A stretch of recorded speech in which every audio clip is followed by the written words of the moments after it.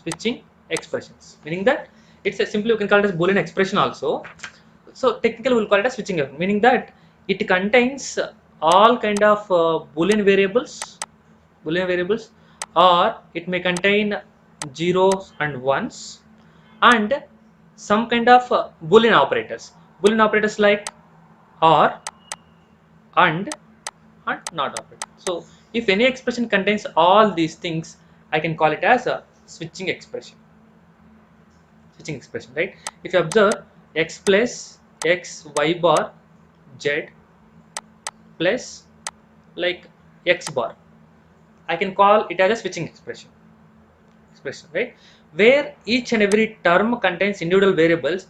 Every individual variable I can call it as a literal, right? X, y bar, z, x bar.